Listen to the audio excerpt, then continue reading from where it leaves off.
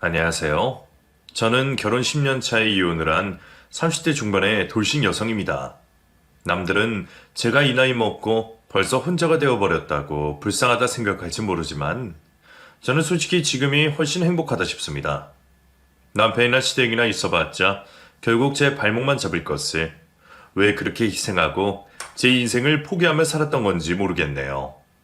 한때는 그렇게 해야만 하는 줄 알고 제 인생도 다 포기하며 살았던 저였는데 이제 와서 돌이켜보니 참 바보짓이었다 싶네요.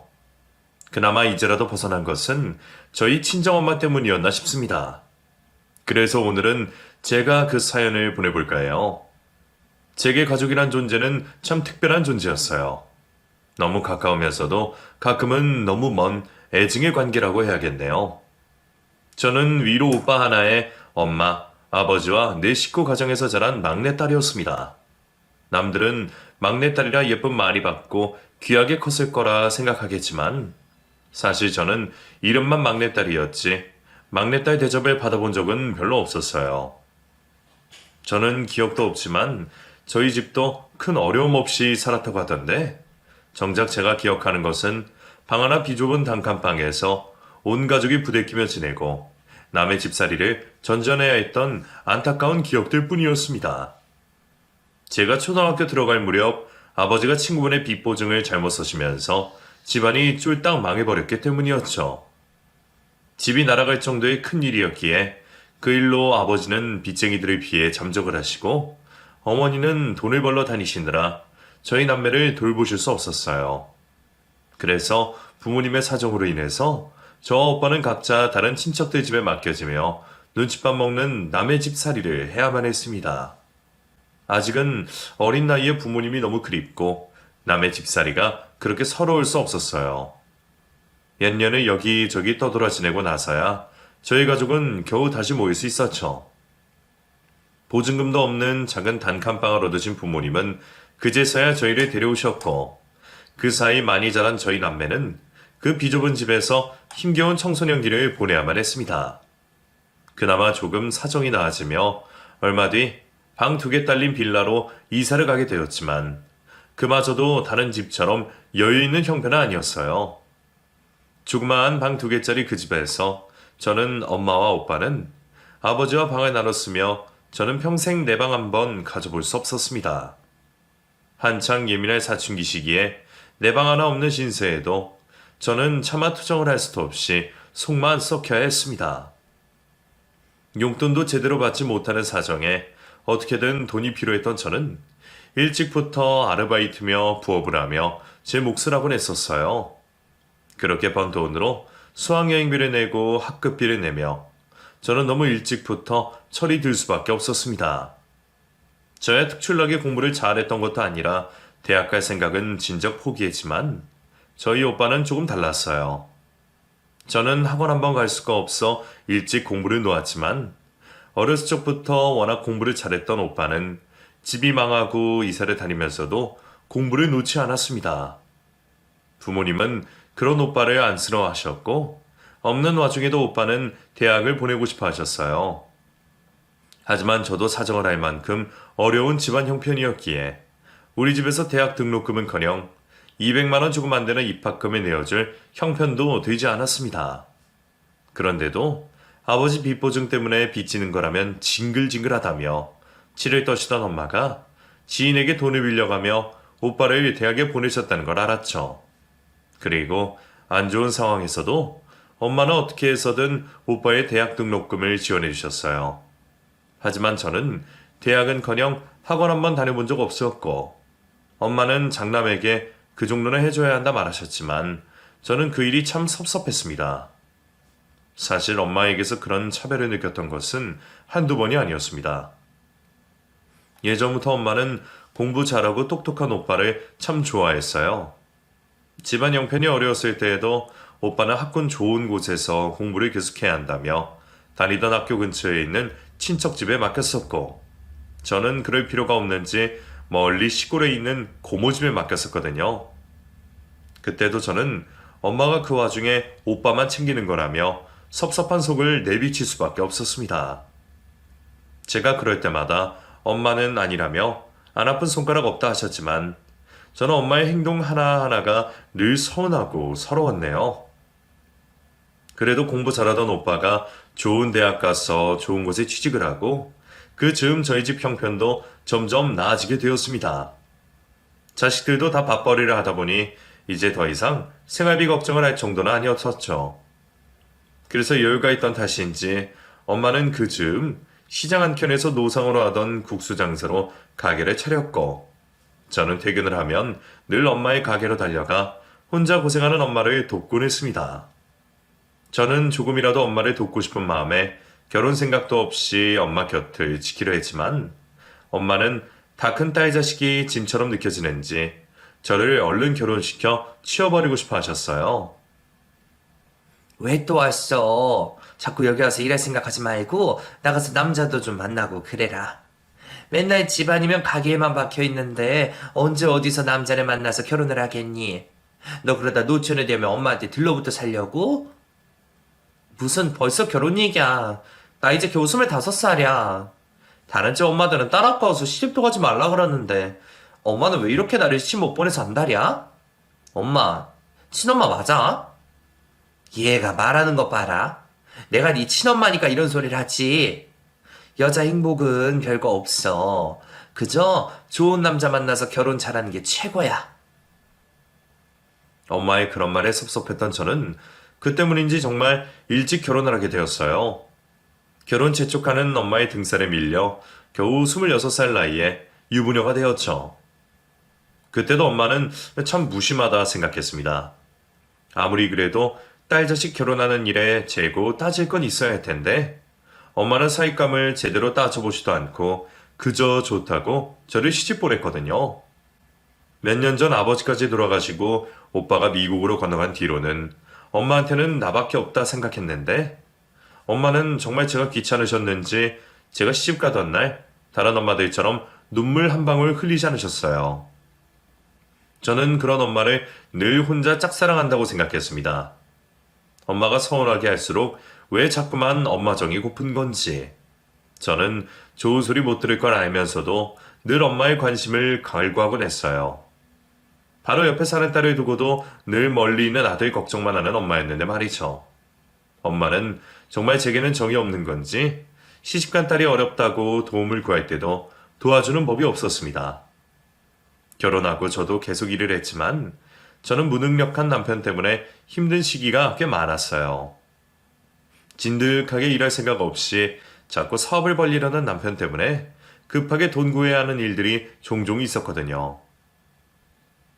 엄마, 혹시 돈 좀 있으면 빌려주면 안 돼?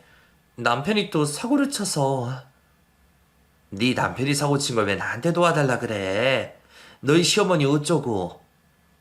어머니한테 또 도와달라기가 죄송해서. 엄마 돈 좀 없어? 내가 돈은 무슨 돈이 있어? 있었으면 진작 너 집부터 사줬겠지. 아무튼 엄마는 돈 없어. 엄마가 하던 가게가 동네 맛집으로 꽤 알려지면서 장사가 잘 되었기에 엄마도 이제 여유가 좀 있을 거라 생각해서 부탁을 했더니 엄마는 돈이 없다며 단칼에 제 부탁을 거절했었습니다. 그런데 그랬던 엄마에게 건물이 있다는 얘기에 저는 깜짝 놀랄 수밖에 없었죠. 알고 보니 엄마가 그동안 돈이 없었던 건 대출로 건물을 사서였어요. 그동안 모아둔 돈 다 털어서 건물을 사고는 매달 그 대출금 갚고 하느라 여윳돈이 없었다는 거죠. 그 얘기에 저는 엄마에게 또 섭섭했습니다. 어차피 그 건물은 나중에 오빠를 물려주겠지 하는 생각에 이번에도 제가 오빠에게 밀렸다고 생각했거든요. 그래서 그때는 정말로 엄마를 보고 싶지 않다고 생각했지만 딸은 결국 엄마뿐인 건지 저는 엄마를 외면하지 못했습니다. 갑작스러운 엄마의 병환에 제가 그런 엄마를 모른 채 할 수 없었거든요. 엄마가 암에 걸렸다는 소식에 저는 물론이고 미국에 있던 오빠까지 큰 충격을 받았습니다. 아버지가 갑자기 돌아가셨을 때에도 너무 빨리 가셨다 생각했는데 오래 사시기를 바랐던 엄마마저 암에 걸리셨다는 게 도저히 믿어지지 않더라고요. 이미 많이 전이가 되었는지 오래 버티지는 못한다는 병원의 얘기에 저는 속이 너무 상할 수밖에 없었습니다. 가끔은 밉고 야속했던 엄마였어도 그런 엄마가 돌아가신다는 걸 바라는 자식은 없을 테니까요. 결국 저는 엄마와 조금이라도 같이 시간을 보내기 위해 미국에 있는 오빠 대신 엄마의 간병을 하기로 했어요. 그리고 그 잠시 동안 엄마와 그동안 못했던 얘기들도 많이 나누곤 했었죠. 저는 예전에 섭섭했던 일들이며 엄마와의 추억들을 되뇌었습니다. 나중에 계속 섭섭해하더라도 그때 그 시간만큼은 아쉬움 없이 보내고 싶었거든요. 하지만 엄마는 제 기대만큼 버티지 못하시고 돌아가시고 마셨습니다. 간병을 하면서 이제서야 엄마와 조금 가까워졌다고 생각했는데 조금이나마 엄마를 이해할 수 있을 것 같다고 생각하는 그때 엄마가 먼저 떠나셨다는 게 너무 안타깝고 아쉬울 뿐이었습니다. 오빠 대신 엄마 곁을 지키면서 이렇게라도 나 혼자 엄마를 독차지할 수 있어서 참 좋다 싶었는데 엄마는 마지막 하시는 길마저 제게 곁을 내어주지 않으셨네요. 그런데 장례가 모두 끝나고 저는 오빠를 통해 놀라운 이야기를 듣게 되었습니다. 다름 아니라 엄마가 제 앞으로 유산을 상속하셨다는 거였죠. 자식이 둘이고 엄마 돌아가시기 직전까지 곁을 지켰던 건 나였으니 아무리 내가 미워도 나한테도 뭔가 떨어지기는 할 거라 생각하기는 했습니다. 그래봤자 얼마 안 되는 예금이나 살림살이 정도일 거라 생각했죠. 살아생전 그렇게 장난만 챙기던 엄마였으니 엄마 재산은 당연히 오빠 몫일 거라 생각했어요. 그런데 웬걸요? 엄마가 아등바등 빚 갚느라 노력하고 애지중지하던 그 건물이 제 앞으로 상속이 되었다는 겁니다. 그게 무슨 말이야? 엄마가 건물을 나한테 물려준다고 했다고? 그래. 엄마가 미리 유언장까지 작성하셨어. 미연이 너한테는 말씀 안 하셨지만 나한테는 미리 말씀하시고 일러두셨어. 그럴 리가. 엄마가 오빠를 두고 왜 나한테 그 건물을 줘? 미연아, 그 건물은 처음부터 네 거였어. 너 평생 고생만 하고 살았다고 엄마가 네 걱정을 얼마나 많이 하셨는데. 대학 못 보내준 게 늘 마음에 걸리셔서 나중에라도 꼭 뭐 하나 해주고 싶으시다고 하셨던 분이야. 그래서 장사해서 번 돈으로 건물 사셨고 매년 세금을 빚 갚으시면서 너한테 물려줄 준비를 하고 계셨어. 전 처음 듣는 얘기를 이미 다 알고 있었는지 담담히 얘기하는 오빠를 보며 저는 어안이 벙벙했습니다. 당연히 오빠 몫인 줄 알고 그동안 얼마나 서운하고 섭섭했었는데요. 마지막 순간까지 장난만 신경 쓰는 줄 알고 엄마가 사무치게 미웠습니다. 그런데 알고 보니 그 건물을 저를 위해 준비하셨다는 걸 알게 된 순간 저는 머리를 한 대 얻어맞는 기분이었어요. 그러면 나는 그동안 왜 엄마를 원망하고 혼자 속상해했던 건지 그런 줄도 모르고 딸 자식 힘들 때 도와주지도 않는다며 엄마를 원망했던 저는 그 말들을 후회할 수밖에 없었습니다. 엄마가 매년 너희 시댁에 선물하셨던 걸 알고 있니? 나한테 미국에서 좋은 영양제며 화장품이며 좀 보내라고 매번 부탁하셨거든. 향이 너무 많다 싶어서 누가 쓰시는 건가 했더니 그게 다 너희 시댁에 보내셨던 건가 보더라고. 엄마가 자기한테는 얼마나 인색했는지 알지? 그런 분이 매번 너희 시댁 신경 쓰신 거 보면 너한테 소홀하셨던 건 아닐 거야. 나는 정말 몰랐어. 엄마가 오빠한테만 관심 있고 신경 쓰는 줄 알았지. 내가 시댁에서 구박을 당하던 무시를 당하던 아무렇지 않은 줄만 알았어. 아마 건물을 해주시란 것도 네가 마음 편히 당당하게 살길 바라셔서 그러셨겠지. 자기 몸에 들어가는 것은 10원 한 장도 아끼려고 매번 샘플 화장품에 시장 옷만 사 입으시던 엄마가 딸이 시댁에서 조금이나마 예쁨 받으라고 매번 비싼 선물을 시댁에 하셨다는 것을 듣고는 정말 깜짝 놀랄 수밖에 없었습니다. 어쩐지 시어머니가 매번 돈 없다고만 하시면서 좋은 화장품 쓰시는 게 참 이상하다 싶었는데 그게 저희 어머니 주머니에서 나왔다는 걸 이제서야 알고 말았어요. 너무 늦게서야 엄마의 진심을 알게 된 저는 흐르는 눈물을 멈출 수가 없었습니다. 그나마 엄마 간병이라도 해드린 것이 다행인지 그마저도 하지 않았더라면 평생 후회 속에 살 뻔했네요. 오빠는 엄마의 마지막 선물을 제가 받는 것이 맞다며 아무런 서운함 없이 제게 건물에 양보했고 결국 저는 엄마의 감사한 선물을 받게 되었습니다. 내 평생 내 명의로 된 걸 가져보는 게 처음이다 보니 준비해야 할 것도 많고 처리해야 할 일이 참 많더라고요. 상속세도 어마어마했고 그러다 보니 아무래도 그 일은 가족들과 상의를 해야 할 일이다 싶었습니다. 오빠는 시댁에 몰래 처리하는 게 좋지 않겠냐고 고언했지만 돈보다 가족이 중요했던 저는 당연히 가족들과 상의해야 할 일이라 생각했어요. 그래서 저는 고민 없이 남편에게 그 사실을 알렸죠. 뭐라고? 장모님이 건물을 주셨다고? 아니, 장모님한테 그런 재산이 있었어? 엄마가 건물 때문에 빚 갚고 있다는 걸 알고는 있기는 했었어. 그랬는데 왜 나한테는 말 안 했어? 뭐야, 당신 설마 나한테 숨긴 거야? 그게 아니라 말할 필요가 없어서 그랬었지. 그래봤자 어차피 오빠 물려주실 텐데 내가 당신한테 말해봤자 뭐하나 해서. 근데 그걸 엄마가 나한테 주려고 그러셨다잖아. 정말? 처음부터 우리 주려고 사셨다고? 그동안 내가 엄마한테 섭섭한 게 많았었잖아. 엄마도 그걸 모르지 않으셨었나 봐. 나 대학도 못 보내준 게 늘 마음에 걸리셨다고. 나한테 꼭 큰 선물 해주고 싶으셨대. 오빠는 이미 다 알고 있었더라. 그런데도 섭섭하지 않은지 건물을 내가 받는 걸로 아무 말도 안 하네? 그야, 형님은 이미 받은 게 많으니까. 그리고 미국 가서 잘 살잖아. 애초에 형님이 그렇게 잘 살고 있는 게 누구 덕인데. 동생은 못 간 대학 가서 공부했으니 그런 거 아니야. 그 정도 지원받았으면 된 거지 뭐. 그런 것까지 바라겠어? 그래도 유산은 좀 다르지. 나도 어린 마음에 섭섭하다고 하긴 했지만 오빠만큼 하지도 못했고. 엄마도 오빠 입학금이랑 등록금 몇 번 해준 게 다지. 함튼 시작점이 다르잖아. 원래 부모들은 아픈 손가락 먼저 챙기는 법이야. 장남이야 지원받았던 만큼 잘 커서 걱정 없는데 뭘. 장모님도 돌아가실 때가 되었어야 딸 자식 걱정하신 거지. 하긴 그동안 솔직히 장모님이 당신 챙겨준 게 뭐 얼마나 된다고.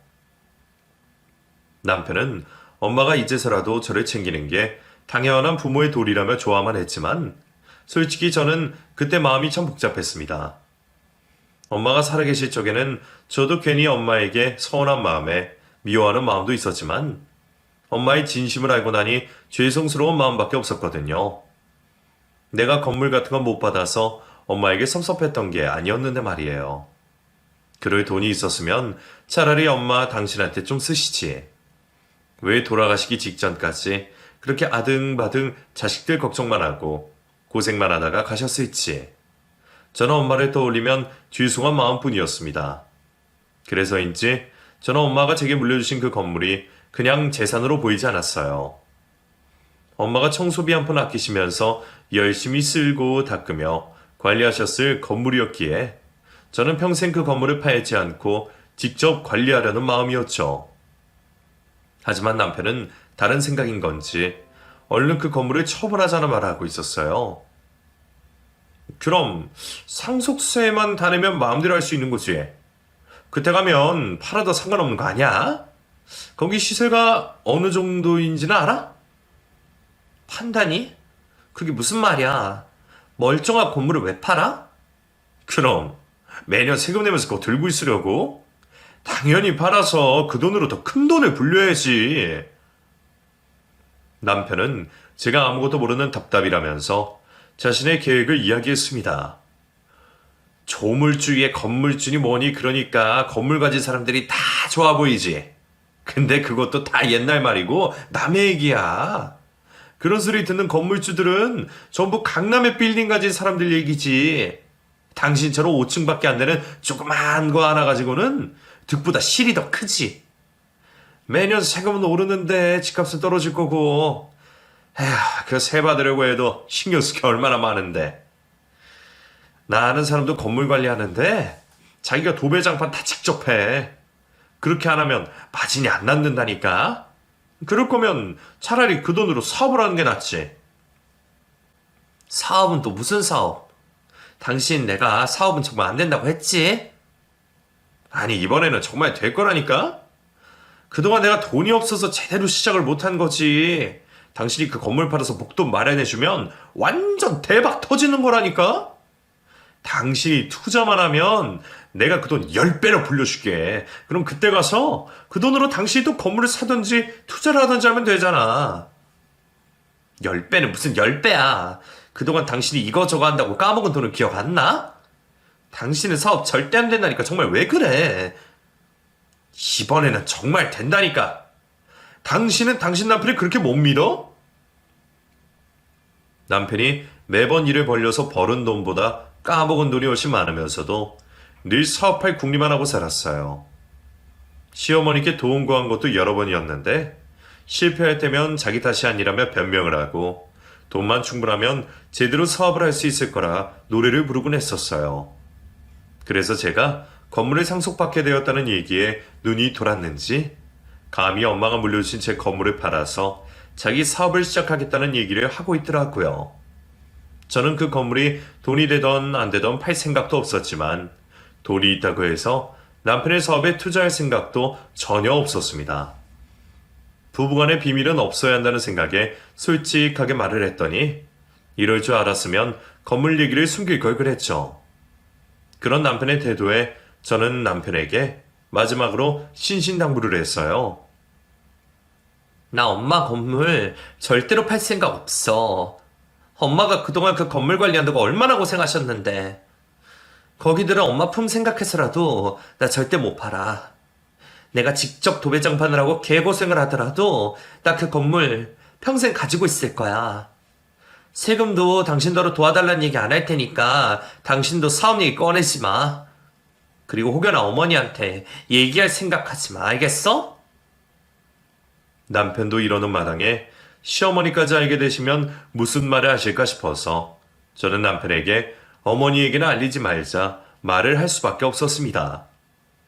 괜히 자기 엄마 바보 만드는 것 같다며 서운해하는 남편에게는 건물에서 세를 받으면 어머니 용돈을 많이 챙겨드리겠다고 약속까지 했어요. 저라고 괜히 시어머니를 속이고 싶지는 않았지만 괜히 돈 때문에 가족 간에 의상하는 일도 없었으면 싶었죠. 그런데 그 약속은 오래가지 못했습니다. 남편 역시 건물이 생긴다는 얘기에 마음이 들떴던지 시어머니 앞에서 말실수를 하는 바람에 결국 시어머니까지 건물 이야기를 알게 되셨어요. 너는 나한테까지 속이려고 그랬니? 내가 너희 친정어머니 돌아가셨을 때 너 얼마나 신경을 써줬는데. 너는 엄마한테 그런 걸 받고는 나한테 숨겼어? 세상에. 나 너무 서운하다 정말. 어머니, 그런 게 아니라요. 나중에 천천히 말씀드리려고 그랬어요. 아직 상속세 문제도 해결 안 됐고 완전히 제 것도 아니라서요. 그리고 괜히 건물이 있다고 기대만 안겨드릴까봐 그랬죠. 건물이라고 해도 조그만해서 세도 많이 안 나온다네요. 그래도 거기서 세 받으면 어머니 먼저 챙겨드리려고 그랬어요. 아무리 그래도 그렇지. 아휴, 참 섭섭하구나. 그 건물 팔아서 우리 집 빚도 갚고 하면 좋을 텐데. 아니나 다를까 시어머니 역시 남편처럼 그 건물을 팔아 이득을 볼 생각을 하고 계시는 듯 했습니다. 솔직히 저야말로 그동안 저희 엄마한테 선물을 받으시면서 제게 말 한 번 안 하신 시어머니가 더 섭섭했지만 제가 이제 와서 시어머니 앞에서 그 얘기를 꺼낼 수도 없었죠. 제가 괜히 말을 더 얹으면 저희 엄마의 성의가 무색해질까 싶어서 그 일은 그냥 엄마와 저만 하는 얘기로 남겨두기로 했거든요. 그런데 정작 시어머니는 받기만 하고 섭섭한 줄만 아는 걸 보니 그동안 내가 해드리고 챙겼던 것이 다 무슨 의미였을까 싶은 생각마저 들었어요. 어머니, 저 그 건물 팔 생각 없어요. 남편한테도 미리 얘기했지만 거기서 세 많이 안 나온다 그래도 그냥 들고 있을까 생각해요. 저희 엄마가 애써 물려주신 거 그냥 팔아버리는 게 영 내키지 않아서요.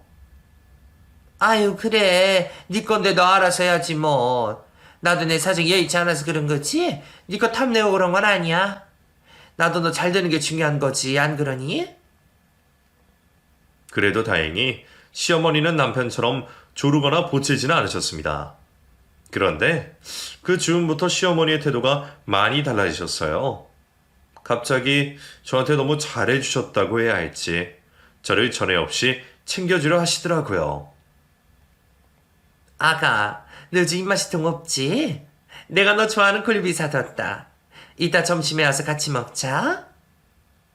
갑자기 제가 좋아하는 굴비를 사셨다며 남편도 없이 저 혼자 집으로 부르신 어머니가 제게 손수 굴비를 발라 밥 위에 올려주시며 제게 너무 다정한 말씀을 해주시더라고요. 어휴, 세상에, 너 얼굴 상한 거 좀 봐라. 너 사돈 떠나보내고 입맛도 없지? 직전까지는 간병하느라 몸 상했는데 이제는 부모 초상 치르느라 몸이 다 축이 났겠다. 네가 친정어머니 보내드리고 얼마나 마음고생이 심했겠니? 내가 네 생각을 하면 걱정이 참도 않아요. 감사해요, 어머니. 많이 먹어? 내가 평소에도 너를 자주 챙겼어야 하는데 알다시피 내가 무슨 여유가 있니? 지금도 빚 갚느라 죽을 때까지 마음 불편하게 살아야 하는 판국에 내가 여유가 없어서 너를 더 챙겨주지 못했다.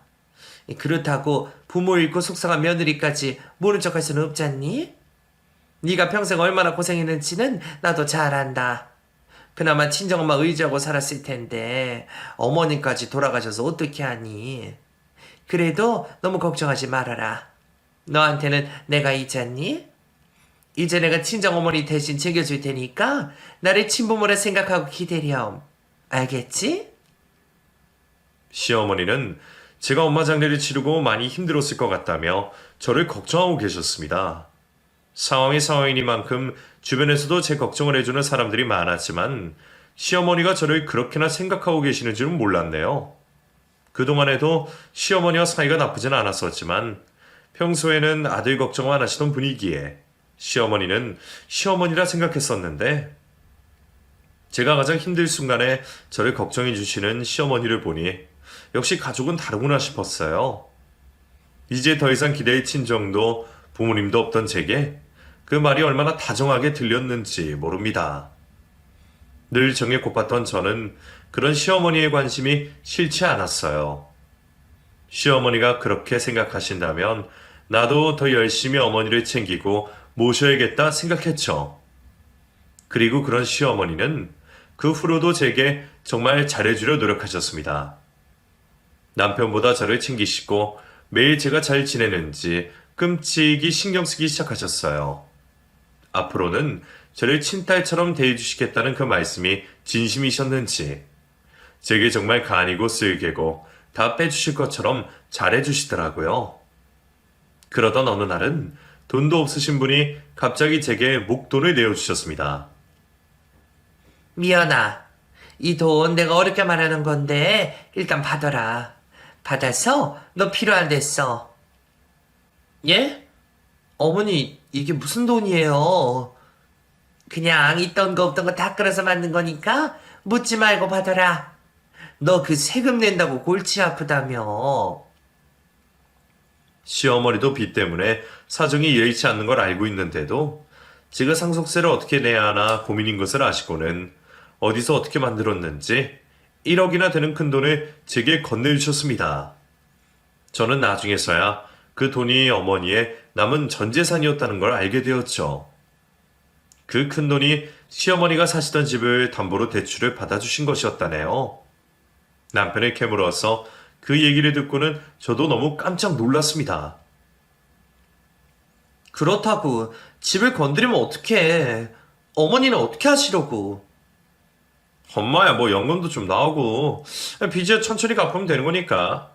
근데 당신이 상속세 때문에 걱정하는 거 알고 급한 불부터 꺼야 하지 않겠냐 하시더라고.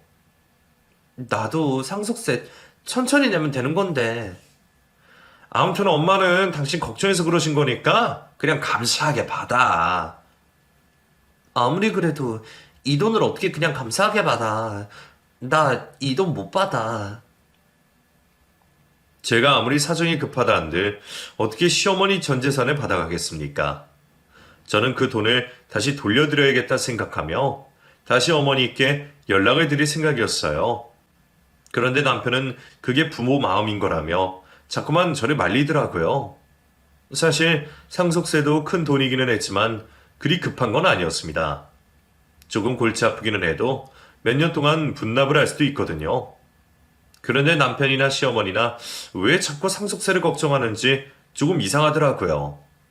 상속세가 급한 이유는 건물을 팔 때밖에 없을 텐데 말이에요. 그 순간 저는 안 좋은 생각을 할 수밖에 없었습니다. 그러고 보니 건물 얘기가 나온 것부터 시어머니가 너무 과하게 잘해주시고 남편은 그 즈음부터 갑자기 건물 얘기를 입 밖으로 꺼내지도 않고 있었어요. 그 전까지는 매일 상속세 처리하고 건물 팔아서 사업하자던 남편이었는데 말이죠.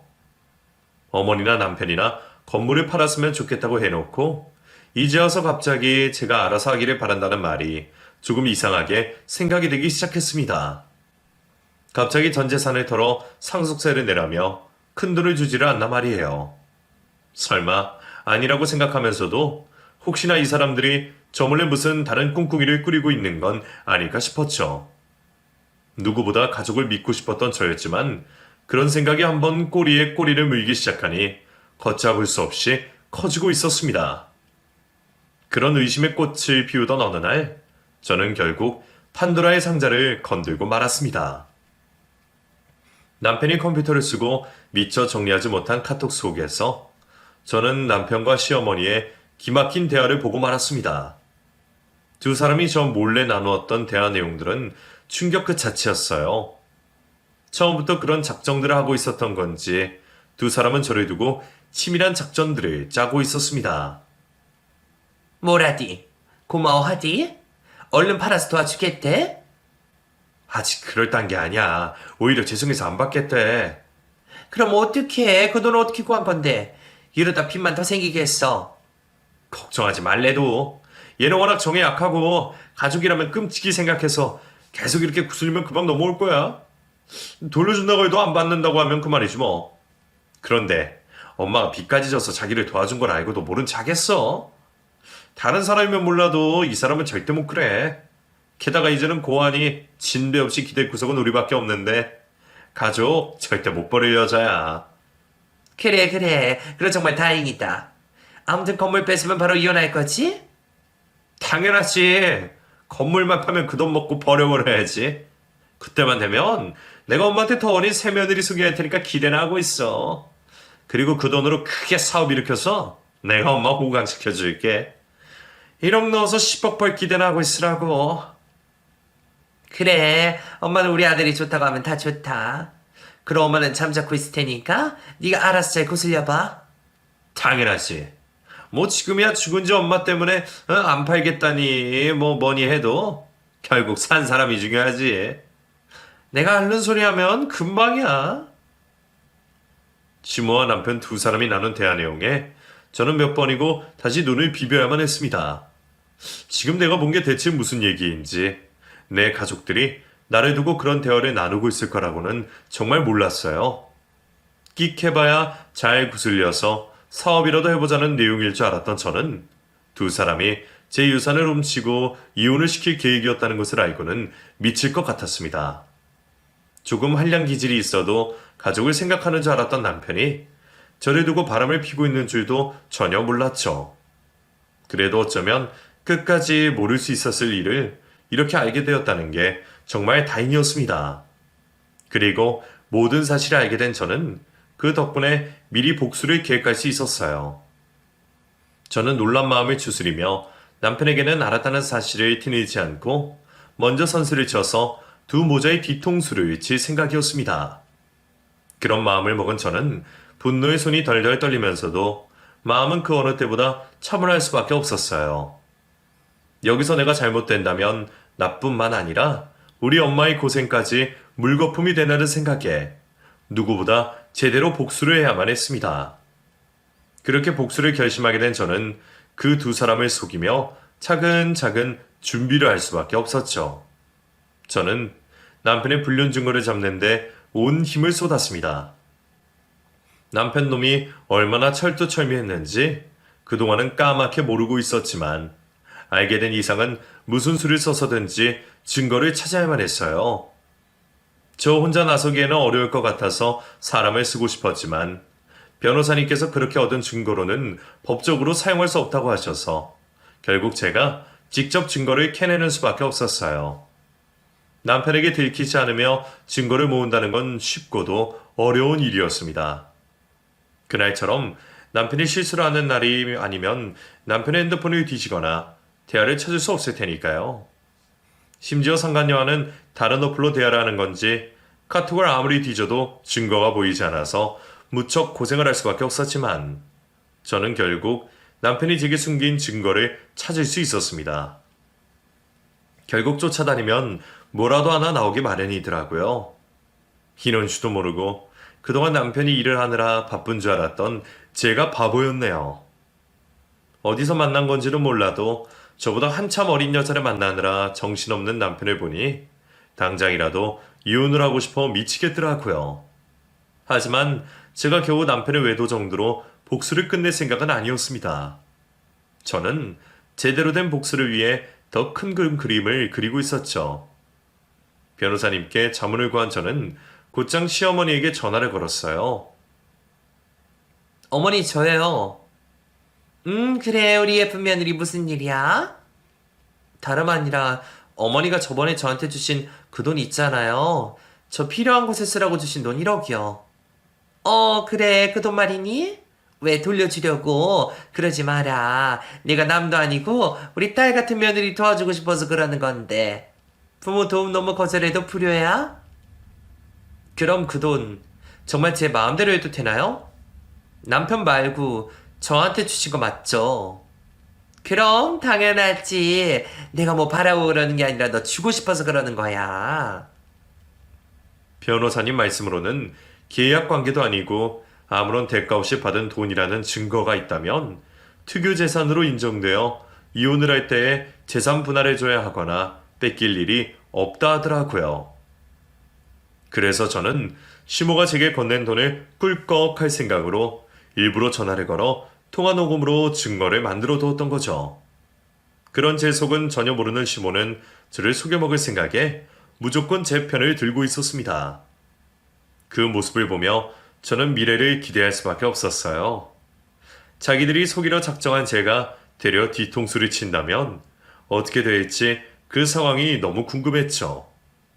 그렇게 제가 이혼을 차근차근 준비할 동안 남편과 시모는 저를 속여먹는 줄 알고 있는지 무척 들떠 보였습니다. 남편이 매일 제 건물 시세를 살피고 있는 걸 보면서도 저는 입 다물고 가만히 있었죠.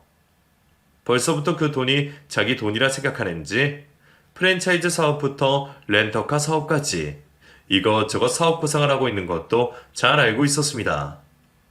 그동안 제가 너무 가족을 믿고 있었던 건지 사실에 눈을 뜨고서는 그런 뒷꿍꿍이가 너무 잘 보이더라고요. 철두철미하지도 못해서 뻔히 그런 짓 하는 남편을 왜 여태 몰랐던 건지 뒤늦은 후회가 들었지만 이제 더 이상 후회하지 않기로 했습니다. 그리고 모든 준비가 끝난 날 저는 남편에게 이혼을 통보했어요.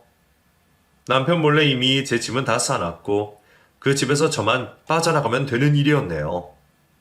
제가 변호사님을 통해 준비한 이혼 서류를 내밀자 남편은 깜짝 놀라며 펄쩍 뛰었습니다. 이게 뭐야? 무슨 이혼 서류야? 당신 미쳤어? 제정신이니까 이혼하자 그렇지.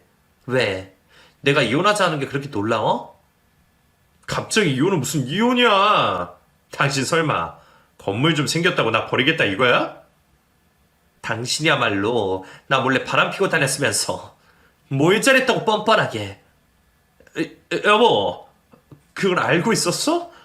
언제부터?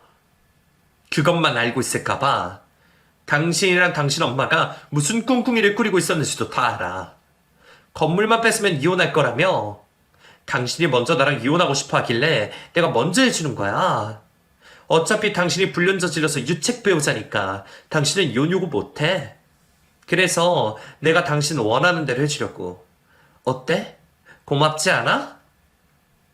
아니, 그래도 이건 아니지. 우리가 함께한 세월이 얼만데. 그러게. 우리가 함께한 세월이 얼만데 내가 당신한테 제대로 뒤통수 맞았지. 그래도 우리 엄마가 도와주셨는지 내 뒤통수가 바스라지기 전에 당신 속내를 알아차려서 얼마나 다행인지 몰라. 아무튼 나는 당신이랑 이혼 준비 끝났고 너랑은 더 할 말 없으니까 법원에서 만나. 그렇게 저는 그 집을 나왔고 얼마 뒤 남편과는 법정에서 만나 지저분한 이혼 소송을 할 수밖에 없었습니다. 그나마 제가 제대로 준비해서 시작을 했는데도 불구하고 이혼 소송은 무척 고되고 힘든 일이었어요. 제 재산을 분할받으려고 안간힘을 쓰는 남편을 보니 어이가 없는 것을 넘어 안쓰러울 정도였죠. 하지만 다행히도 큰 이변은 없었습니다. 결국 이혼 소송은 저의 승리로 끝이 났고 저는 남편과 얼마 안 되는 재산 분할을 받고 제 명의와 엄마의 건물과 시모가 제게 건넸던 1억 돈은 무사히 지켜낼 수 있었습니다. 그리고 그 덕에 시모와 남편은 알거지가 되어버렸죠. 전 재산을 털어 만들어서 1억을 돌려받지 못하게 되자 시모는 저를 가만히 두지 않겠다며 난동까지 피웠지만 덕분에 저는 시모와 남편을 경찰에 접근금지 신청을 하며 보호받을 수 있었어요. 돈 때문에 벌인 일은 아니었지만 저도 그 정도는 받아야 정신적 위자료가 될 것 같더라고요. 그 와중에 자식은 없어서 얼마나 다행인지.